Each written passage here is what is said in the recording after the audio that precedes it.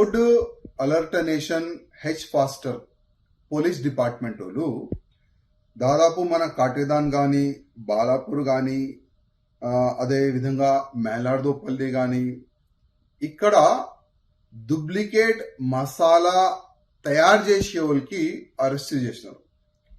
చాలా పెద్ద ఎత్తున వాళ్ళ దగ్గర డూప్లికేట్ మసాలాలు కానీ ఆ మసాలాల్లో కలిపే కెమికల్ కానీ చాలా వరకు వాళ్ళు స్వాధీనం కూడా చేసుకున్నారు మన పోలీసు వాళ్ళు. నిన్న కమిషనర్ గారు బాజప్తా మీడియా ముఖంగా లవంగాలు కానీ ఇంకా వేరే వేరే మసాలాలో కానీ ఏ విధంగా వీళ్ళు కెమికల్ కలుపుతున్నారు, వాటర్లో కూడా వేసి కెమికల్ ఏ విధంగా డైవర్ట్ అవుతుంది అది కూడా కమిషనర్ గారు చూపెట్టినారు.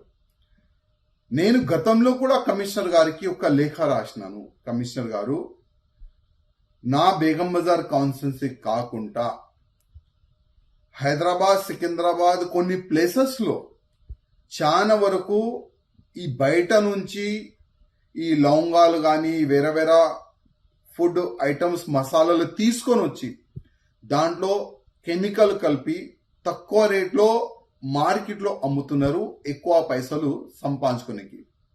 ఎట్టి పరిస్థితుల్లో దానికి సపరేట్ గా ఒక డిపార్ట్మెంట్ తయారు చేసి వాళ్ళపైన చర్యలు తీసుకోవాలని గతంలో కూడా నేను ఒక లేఖ రాసినాను.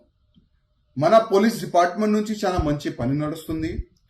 ఎవరెవరు ఈ డూప్లికేట్ మసాలాలు తయారు చేస్తున్నారు, అమ్ముతున్నారు వాళ్ళు కూడా అరెస్ట్ చేస్తున్నారు. దానికి మా కమిషనర్ గారికి మొత్తం టీంకి హృదయపూర్వకంగా ధన్యవాదాలు. కానీ దురదృష్టం ఏంటంటే 7 years బిలో ఒకవేళ శిక్ష ఉంటే వాళ్ళకి పోలీస్ స్టేషన్ నుంచి బెయిల్ వస్తుంది. అది కాకుండా వాళ్ళకి సెక్షన్లో మార్పు కొన్ని తీసుకొని వస్తే బాగుంటది. వాళ్ళు పైన పీడీ యాక్ట్ వేస్తే చాలా బాగుంటది. ఇంకోటి, వాళ్ళు ఏ షాప్ లో అమ్ముతున్నారు ఆ షాప్ సీజ్ అయితే చాలా బాగుంటది. అదేవిధంగా వాళ్ళు ఫోటో, వాళ్ళు అడ్రస్ సోషల్ మీడియాలో వైరల్ చేస్తే కూడా చాలా బాగుంటుంది. ఎందుకంటే ఈ వ్యక్తులు ఎవరు, ఎక్కడి నుంచి వచ్చినారు, ఈ ప్రజలకి తెలియాలి, లోకల్ పబ్లిక్కి తెలియాలి. అప్పుడు వాళ్ళు జైలు నుంచి బయటికి వచ్చిన తర్వాత కొద్ది పబ్లిక్ కూడా కేర్ఫుల్ ఉంటుంది. వద్దు, ఈ షాప్ నుంచి కానీ ఈ వ్యక్తి నుంచి కానీ మనం ఏ ఐటమ్ కూడా కొనొద్దు అని వాళ్ళు కూడా పబ్లిక్ కూడా జాగ్రత్త పడతారు. అది కాకుండా ఫుడ్ ఐటమ్ కాకుండా నేను గతంలో కూడా మన కమిషనర్ గారికి, డీజీపీ గారికి ఒక లేఖ రాసినాను. ఈ డూప్లికేట్ వైర్లు, డూప్లికేట్ ఎలక్ట్రిక్ సామాను చాలా వరకు మన కోఠి, సుల్తాన్ బజార్ ఈ క్షేత్రంలో అమ్ముతున్నారు. అది కూడా బిలో 7 years శిక్ష ఉంటే పోలీస్ స్టేషన్ నుంచే వాళ్ళకి బెల్ వస్తుంది. అంటే ఎవరైనా పెద్ద బిల్డింగ్ కడితే ఆ బిల్డింగ్ లో హౌస్ వైరింగ్ చేస్తే అదే డూప్లికేట్ వైర్ ఉంటే ఒకవేళ మంటలు వచ్చి ఆ బిల్డింగ్ కాలిపోయి కొంతమంది చనిపోతే ఆ నేరం చేసే వాళ్ళకి ఎంత శిక్ష? Below 7 years. పోలీస్ స్టేషన్ నుంచే బాజప్తా వాళ్ళకి ఈ స్పాట్ బెయిల్ ఇస్తున్నారు.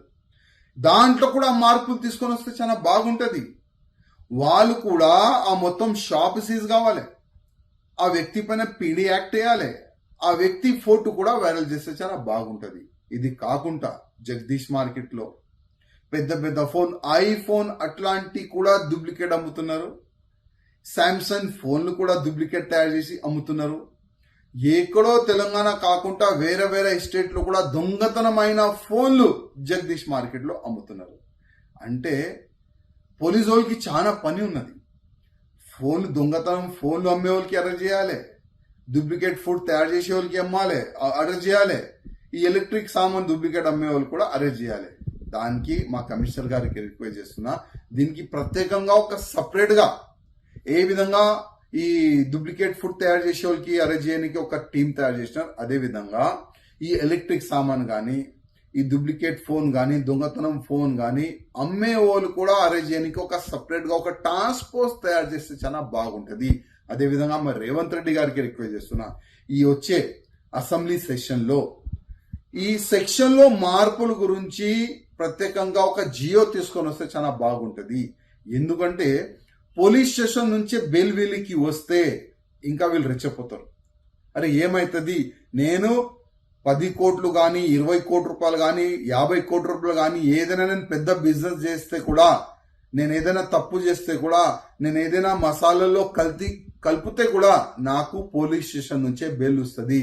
ఆ విధంగా వాళ్ళు రెచ్చపోతున్నారు. అందుకోసం మా రేవంత్ రెడ్డి గారు కూడా రిక్వెస్ట్ చేస్తున్నా, ప్రత్యేకంగా ఈ అసెంబ్లీలో ఈ డూప్లికేట్ ఐటమ్ గురించి చర్చ కూడా పెట్టాలి, ఇంకా జియో కూడా తీసుకొని రావాలి, సెక్షన్ లో మార్పు తీసుకొని వస్తే చాలా బాగుంటుందని మా ముఖ్యమంత్రి